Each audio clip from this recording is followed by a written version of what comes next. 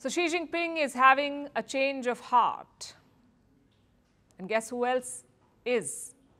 His newest ally in the Indian Ocean, President Mohamed Muizzu of the Maldives.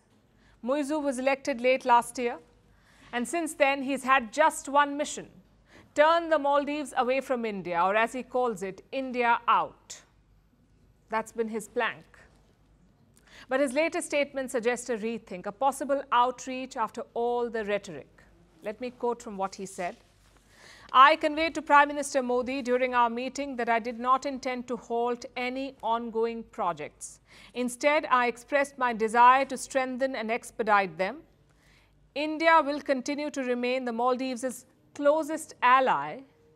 There is no question about it. Talk about a climb down.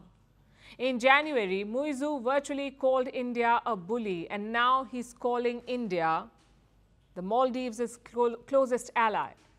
So what's happening here? Is Muizzu reversing his anti-India ideology? After all that he's done, such a change is unlikely, but Muizzu could be angling for something. Maybe some help from India. Again, let me quote from what he said. The conditions we have inherited are such that there are very large loans taken from India.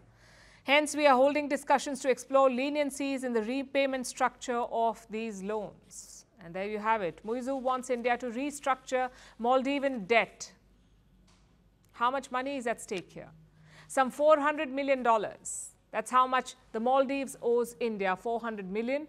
Muizzu wants New Delhi to restructure that, maybe delay the repayment or reduce the interest rates or maybe write off some of this loan. Now, most of these loans were taken for various projects like airports, bridges, houses. If the debt is not serviced, these projects could be halted. And Muizzu does not want that. He has elections next month and his party does not have a majority in parliament. So the last thing President Muizzu wants is for the projects to stop. Hence this outreach. Another reason is domestic opinion. Muizzu's predecessor has lashed out at him. That's Ibrahim Soli. He had a very stern message for Muizzu. Don't be stubborn, seek dialogue with India. It's what anyone would say. For decades, India has been the first responder in the Maldives. It has helped after natural disasters, repelled military coups and given millions in humanitarian aid. So turning away from India is a strategic mistake. And I'm not talking about politics, I'm talking about simple geography. But the question is, has Muizzu finally understood all of this? I'm afraid one statement won't cut it. We've seen multiple anti-India moves since he took charge. He asked Indian soldiers to leave. He cancelled a water survey deal with India. He bought drones from Turkey and he signed a security agreement with China. So one conciliatory remark cannot cover all of that up. It's too early to start celebrating. We'll need to see some consistency from Muizzu, maybe some actions to back his words. Also, the debt alone is not enough leverage for India. And I'll tell you why. China is the largest lender to the Maldives. How much money have they given? Some $3 billion, which is 42% of the Maldives' total foreign debt.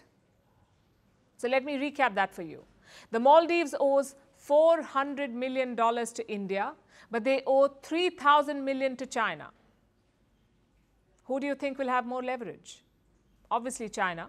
So India should not read too much into Muizzu's statements. At best, it represents pragmatism, a realization that he cannot just abandon India overnight. And I guess New Delhi will take that. After all, you can work with a pragmatist, but not a blind ideologue.